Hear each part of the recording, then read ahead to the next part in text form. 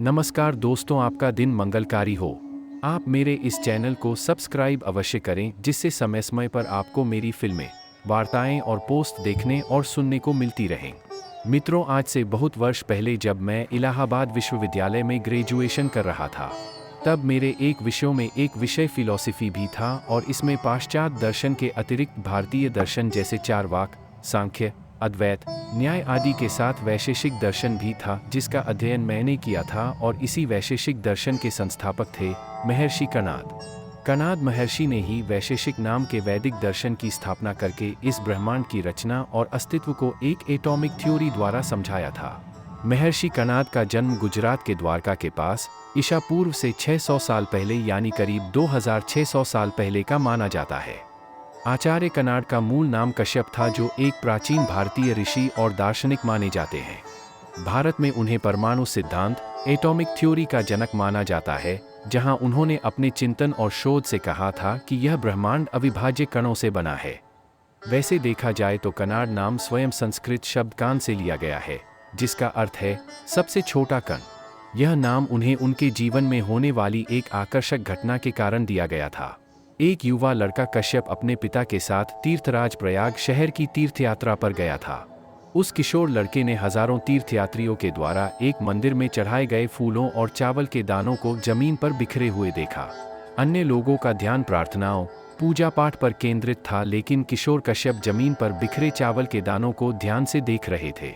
किशोर कश्यप जमीन पर बिखरे हुए चावल के नन्हीं दानों की ओर आकर्षित हुए और उन्हें इकट्ठा करना शुरू कर दिया। एक भीड़ जुट गई और उसने इस किशोर से पूछा कि वह चावल के इन बिखरे हुए दानों को क्यों इकट्ठा कर रहा है, जिसे एक भिखारी भी नहीं उठाएगा। कश्यप ने समझाया कि अलग अलग दाने हैं, बिखरे हैं और अकेले बेकार प्रतीत होते हैं, परंतु एकत्र किए जाने पर यही दाने भोजन बनाते हैं, या कहें कि जिसका संग्रह एक परिवार और अंततः मानवता का पोषण करता है। उन्होंने स्पष्ट किया कि एक कण दुनिया के सभी धन के समान महत्वपूर्ण है, क्योंकि सब कुछ ऐसी छोटी इकाइयों से बना है। इस अवलोकन ने उन्हें पदार्थ के सबसे छोटे कण की प्रकृति पर विचार करने के लिए प्रेरित किया। बाद में एक वयस्क के रूप में अपने हाथ में खाना चलाते और तोड़ते समय उन्हें एहसास हुआ कि वे भोजन के कणों को एक निश्चित बिंदु से आगे के भागों में विभाजित नहीं कर सकते, और फिर आगे के चिंतन के बाद उन्हें एक अविभाज्य, अविनाशी कण या परमाणु का विचार आया। इस घटना के बाद कण आदि के मूल्य को समझने के लिए उन्हें कणाद, मतलब सबसे छोटा कण, के नाम से पुकारा जाने लगा। आगे चलकर युवा कणाद ने अपने विचारों और मीमांसाओं को एक व्यापक प्राकृतिक दर्शन में विकसित करने के लिए अपना संपूर्ण जीवन समर्पित कर दिया और वैशेषिक दर्शन स्कूल की स्थापना की, जो हिंदू दर्शन के 6 प्रमुख दर्शन स्कूलों में से एक है। उन्होंने संस्कृत पाठ वैशेषिक सूत्र, जिसे कणाद सूत्र के रूप में भी जाना जाता है, में अपने सिद्धांतों का विस्तार से वर्णन किया। इसके मुख्य सिद्धांतों में पहला था वास्तविकता की प्रकृति, मतलब इस ब्रह्मांड में सब कुछ परमाणु से बना है, जो शाश्वत हैं और आगे विभाजित नहीं किया जा सकता है। दूसरा था आणविक निर्माण, परमाणुओं के संयोजन से द्विनुका या अणु या समुच्चय पदार्थ बनाता है। इसके मुख्य सिद्धांतों में पहला था वास्तविकता की प्रकृति, मतलब इस ब्रह्मांड में सब कुछ परमाणु से बना है, जो शाश्वत हैं और आगे विभाजित नहीं किया जा सकता है। दूसरा था आणविक निर्माण, परमाणुओं के संयोजन से द्विनुका या अणु या समुच्चय पदार्थ बनाता है। तीसरा था रासायनिक बदलाव, परमाणुओं और ऊष्मा जैसे कारकों के विभिन्न संयोजन रासायनिक परिवर्तन पैदा करते हैं, जैसे कि फल के पकने जैसे उदाहरण। भौतिकी और दर्शन के उनके काम में गति में प्रारंभिक अंतर्दृष्टि, न्यूटन के नियमों के समान गुरुत्वाकर्षण और ब्रह्मांड का वर्णन करने के लिए 6 मौलिक गुणों, पदार्थ का वर्गीकरण भी शामिल था, जो कि इतिहास में परमाणु सिद्धांत का सबसे प्रथम शोध उल्लेख था। जबकि आज का आधुनिक विज्ञान जॉन डाल्टन को पहले अनुभवजन्य परमाणु सिद्धांत का श्रेय देता है। महर्षि कणाद के दार्शनिक व तार्किक अभिधारणाओं ने वैज्ञानिक जॉन डाल्टन के काम के करीब 2200 साल पहले परमाणु अस्तित्व की जानकारी व ज्ञान की नींव डाल दी थी, जिससे उनका यह कार्य प्राचीन भारतीय वैज्ञानिक विचार के एक उल्लेखनीय उदाहरण के रूप में स्थापित हुआ था।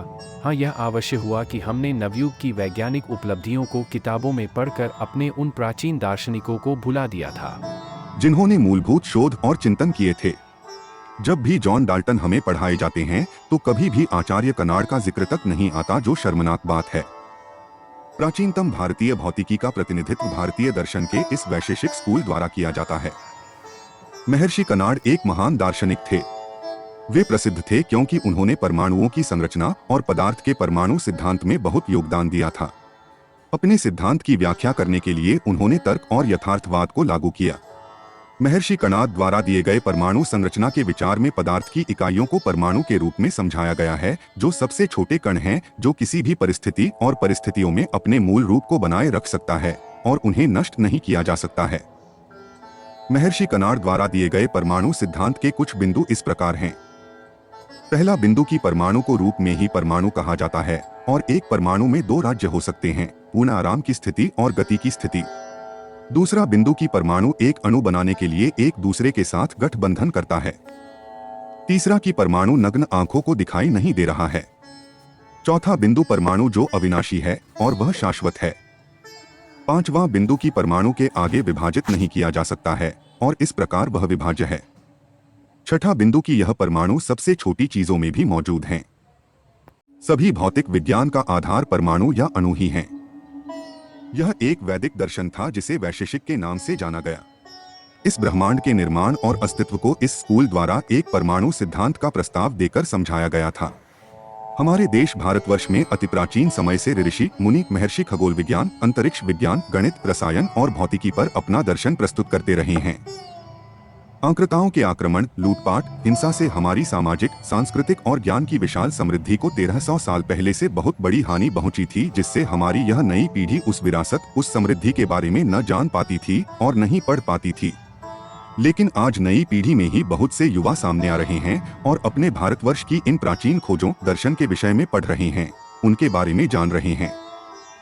धन्यवाद मित्रों, आपका ही राजेंद्र समीर।